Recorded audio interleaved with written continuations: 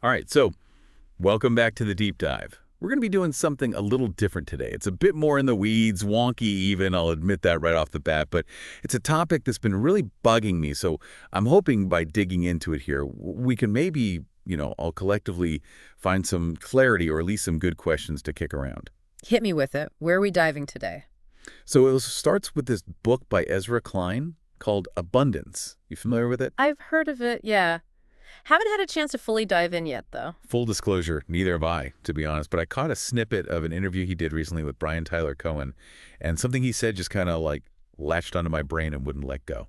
Intriguing. What was the brain-burrowing nugget? It was about, well, how we govern ourselves, really. More specifically, it was this question of why, particularly in places where progressive ideals are strong, where there's a clear desire for positive change, we still see this disconnect between all that good intention and the actual outcomes. Ah, yeah, I see where you're going with this. It's like we have all these grand visions, often backed by serious resources, but somehow things just don't seem to materialize the way we'd hoped. Exactly. And it's frustrating, right? It's like, what's the missing link here?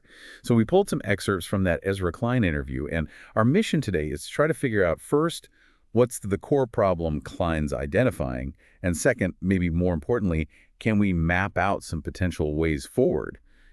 How do we bridge that gap between aspiration and reality and actually create more of the things we need? It's a worthy goal, no doubt. So let's unpack it. What's the central diagnosis, according to Klein? Okay, so this is going to sound overly simplified, but hear me out. Klein's argument is basically this. Modern liberalism, the kind of dominant political philosophy in many parts of the U.S., is really, really good at one thing: taking existing resources and distributing them. Okay, I'm following. So we're talking about social safety nets, unemployment benefits, Social Security, those kinds of programs. Right. Programs that help people who are already in need, redistributing wealth, providing a safety net. And he's not saying those are bad things. In fact, he argues liberalism is probably the most effective system for that kind of redistribution. But where things get sticky, according to Klein, is in the realm of actually generating more of what we need, like not just slicing the pie differently, but baking a bigger pie, so to speak. Interesting analogy. And I assume those ingredients in the bigger pie are things like, I don't know, affordable housing, infrastructure that actually works, a rapid transition to clean energy, the stuff that feels increasingly essential in the 21st century. You got it. And he uses some really striking examples, especially from California, a state known for its progressive leanings, but also one grappling with some pretty major challenges. The housing crisis is a huge one. Costs are through the roof, people are getting priced out left and right, and despite a lot of talk and even some good intentions, the supply just hasn't kept up with demand. And California's been pushing hard for renewable energy, setting ambitious targets, but there seems to be this consistent lag between those targets and the actual deployment of, say, solar and wind power. Exactly. And then, of course, there's the elephant in the room, or should we say, the very slow train to nowhere. High-speed rail, an incredibly ambitious project, decades in the making, with a price tag that's just ballooned over time. Yeah, I mean, it's almost become this, cautionary tale, right? This massive undertaking that just hasn't quite delivered on its promise. Which, leads to a bigger question. If this is happening in a state with a strong progressive track record and a lot of resources, what does that tell us about the challenges of actually getting things done on a larger scale? Right. It makes you wonder if this is a broader trend, maybe even a systemic issue that transcends specific policies or locations. And that's precisely where Klein takes it next. He argues that this failure to create abundance, this inability to really deliver on the promise of progress, is actually having significant political consequences, especially for the Democratic Party. Okay, unpack that a bit. What's the connection? Well, he points to these pretty well-documented migration patterns. People leaving traditionally blue states, California, obviously, to also Illinois, New York, and heading to, well, for lack of a better term, redder states, with Texas being the prime example. It's been happening for years now, this kind of steady outflow of people from blue states. And it's not just wealthy retirees seeking lower taxes, right? It's often driven by a very basic economic reality. People simply can't afford to live in these places anymore. Right. And when you look at the projections for the 2030 census, it's pretty eye-opening. Estimates suggest those big blue states could lose somewhere between 11 and 12 congressional seats. And of course, those lost seats also translate into lost electoral college votes. Which, if you do the math, starts to have a real impact on national elections. Klein actually argues that, based on current trends, Even if Democrats were to win every state Hillary Clinton won in 2016, plus those crucial blue wall states that flipped in 2020, they could still potentially lose a presidential election simply because of these demographic shifts. That's pretty wild to think about, the potential impact of those population movements. But it's not just about political power, right? And this is where I think Klein's argument gets really interesting. He's saying that if the Democratic Party claims to be the party of the working class, the party that fights for everyday people, then this inability to make life affordable in the very places they govern, in the very places where they consistently win elections, is a pretty fundamental problem. People are literally voting with their feet, leaving because they can't afford to stay, even with progressive leaders in charge. It's a pretty stark indictment when you put it that way. It challenges the core assumptions of what it means to govern effectively. So if this inability to build and create is the core issue, the question becomes, why? What are the roadblocks that prevent these well-intentioned governments from actually delivering? Yeah, because clearly it's not just a matter of lacking resources or good intentions. Something else is going on. Right. And Klein points to a few key factors. First, he talks about the incredibly complex environment that elected officials have to operate in. They're not just making decisions in a vacuum.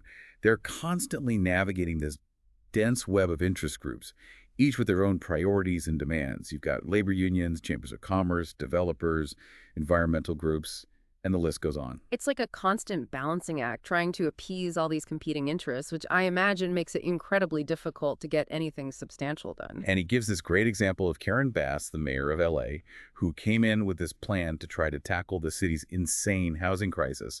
Her initial proposal was all about streamlining the approval process for multifamily housing, which on paper sounds great, right? More housing, faster approvals, what's not to like? But then the reality of politics kicked in. Because you can't just bulldoze your way through, even with the best intentions. You have to negotiate, compromise, and inevitably, the initial plan gets watered down. Exactly. By the time it actually made its way through the political process, it had been significantly weakened. So you have this situation where even a leader with a clear mandate and a sense of urgency faces these massive hurdles. It speaks to this kind of inherent friction, this built-in inertia that seems to exist within these systems of governance. And to illustrate that, Klein makes a pretty provocative comparison. He brings up, of all people, Elon Musk. Okay, that's an interesting pivot. What's the connection there? Well, he's not necessarily endorsing Musk's every move, but he's pointing to his track record. Love him or hate him, Musk has this undeniable ability to get things done, to push through projects that seem almost impossible. Whether it's Tesla or SpaceX, he has this relentlessness that seems to cut through the red tape. So it's more about highlighting a contrast in styles and approaches. Musk as this embodiment of force of will versus what Klein sees as a certain hesitancy or risk aversion within liberal governance. Right. And that leads him to this description of what he calls the culture of liberal governance, which he characterizes as, I'm quoting here, highly coalitional and bureaucratic. Okay, break that down for me. What does that actually mean in practice? So highly coalitional basically means that it prioritizes building consensus. It's about trying to get everyone on board to avoid upsetting any particular group.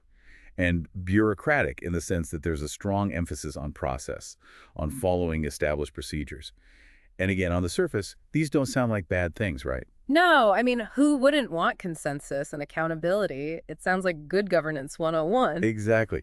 But Klein's argument is that when these tendencies are taken to an extreme, they can actually become impediments to action. I see. So it's like the system gets so bogged down in its own internal mechanisms, the checks and balances designed to prevent things from going wrong, that it sometimes loses sight of the actual goal it's trying to achieve.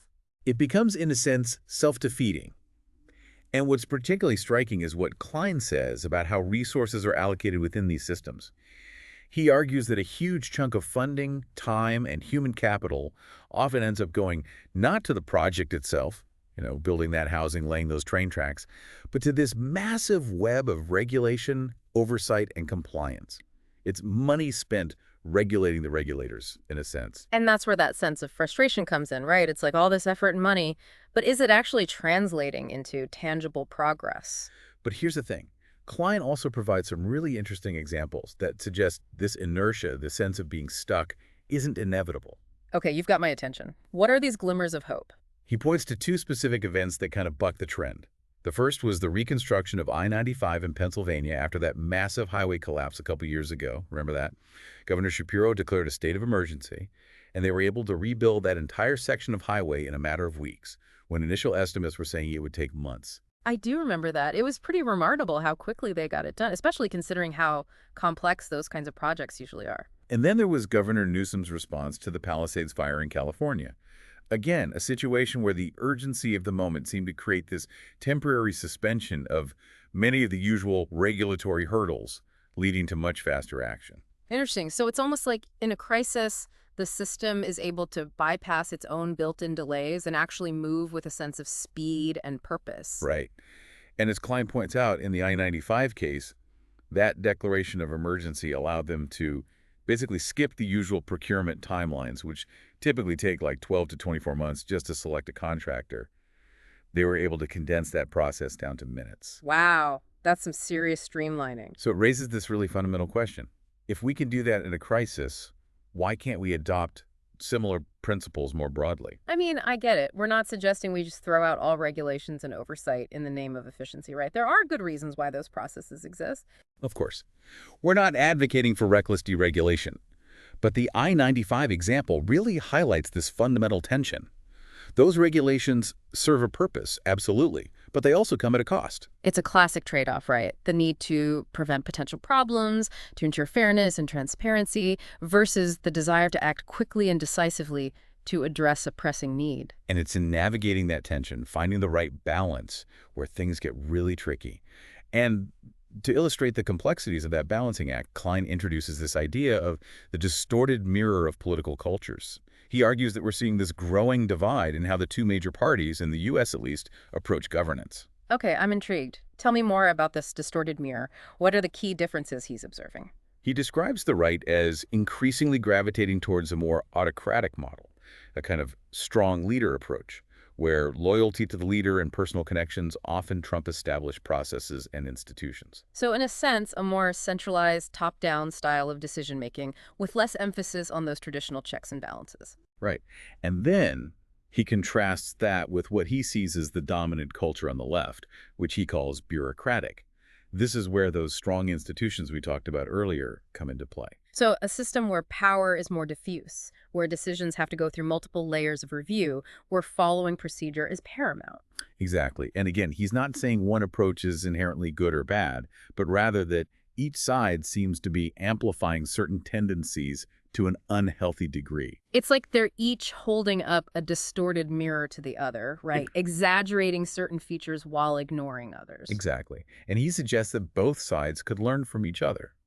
The right, he argues, might benefit from stronger institutional checks and balances to guard against potential abuses of power, while the left could learn from the right's willingness to sometimes just cut through the red tape and get things done. It's an interesting perspective, this idea that the solution might lie not in doubling down on one's own ideology, but in finding ways to incorporate elements from the other side. Right. It's about finding a more balanced approach, a more nuanced way of navigating the complexities of governance.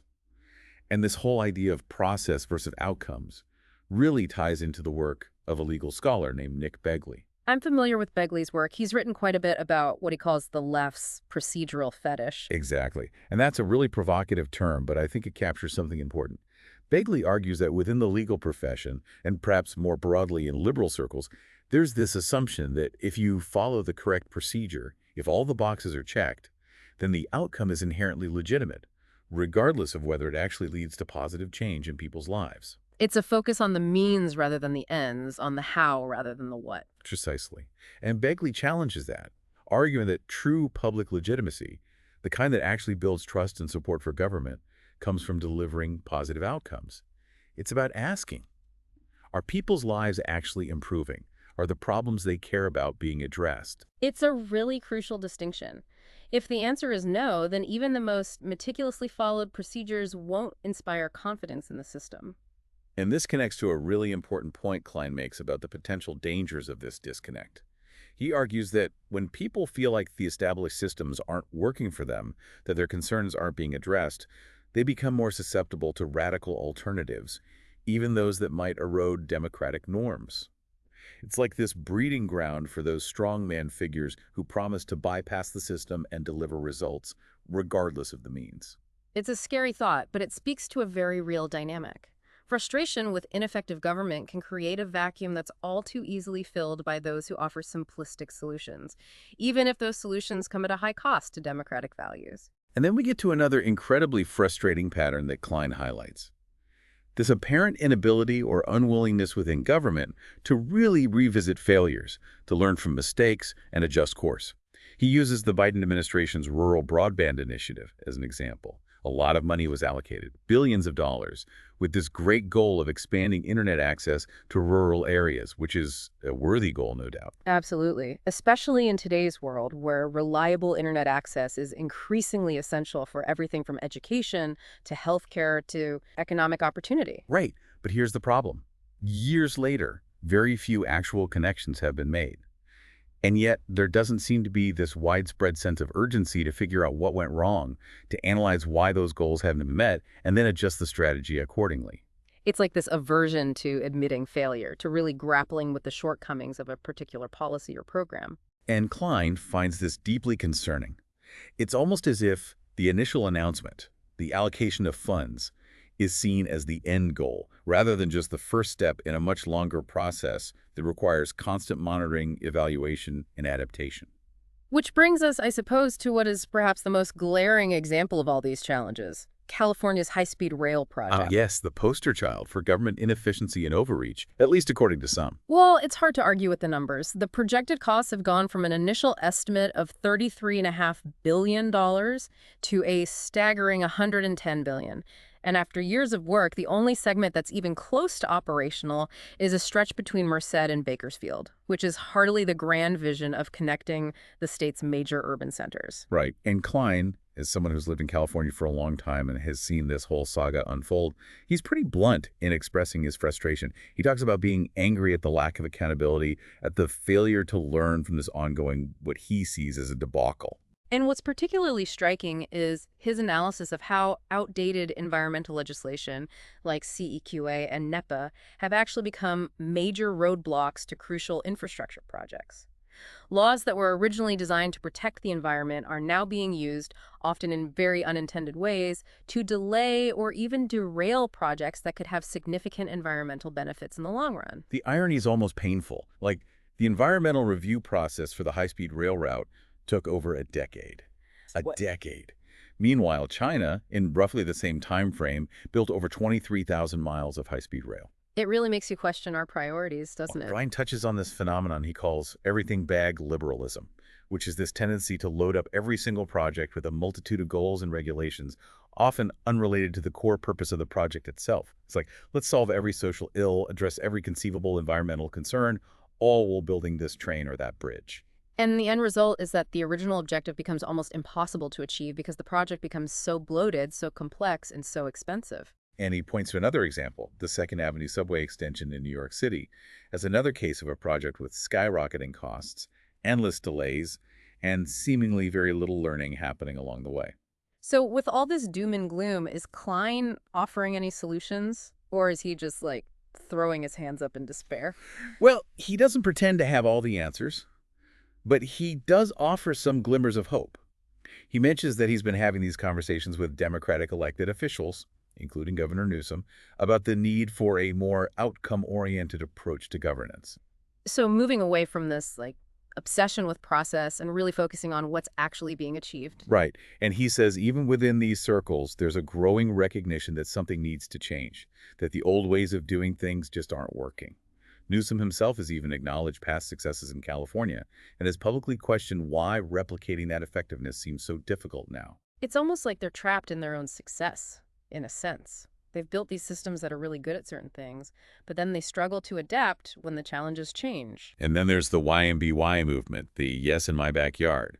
Folks who've been pushing hard for more housing construction, particularly in those high-cost areas. They've actually had some legislative wins, getting some pro-housing bills passed in California. But here's the catch. Even with those victories, the actual number of new housing units being built hasn't increased significantly. Why is that? What's preventing those new laws from having their intended impact? Well, Klein explains that it's often the implementation that gets bogged down. Those new laws come with all these additional layers of complexity and cost.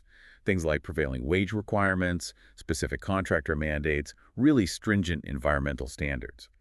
The end result is that for many developers, it's still just not economically feasible to build the kind of affordable housing those laws were intended to encourage. So it's back to that disconnect between good intentions and actual outcomes. Exactly. And this brings us back to Klein's central challenge. He's calling for a fundamental shift in mindset, a move away from this primary focus on process and towards a relentless focus on achieving tangible, positive outcomes for people. As he puts it, what do we need more of, and how do we actually get it? It's a powerful question. It forces us to move beyond the theoretical, the ideological, and really grapple with the practical realities of how to make things better. And that's what we've been trying to do here today. We've been wading through the weeds, I know, but hopefully it's been a productive kind of weed wading. I think so. It's easy to get caught up in the abstract, the big ideas, but what Klein is really pushing for is a return to the concrete, to the measurable impact on people's lives. Exactly. And as listeners of the Deep Dive, you're folks who are clearly interested in understanding how the world works, in unpacking the forces that shape our lives. So as we wrap up today, we want to leave you with a question to ponder, something to really chew on as you go about your day. Considering all the challenges we've discussed, the inherent tension between the need for regulation and the desire for efficiency, the cultural factors that shape our political systems, the question we leave you with is this. What one fundamental shift in mindset or approach do you believe would be most impactful in creating genuine abundance? Not just in the abstract sense, but in the very concrete areas that matter most to you and your community. What would it take to bridge that gap between good intentions and real-world results? We don't have all the answers, but by asking the right questions, by engaging in thoughtful debate, maybe, just maybe, we can start to move the needle in a more positive direction. And that, I think, is a goal worth striving for. Absolutely. So until next time, keep diving deep, and thanks for listening.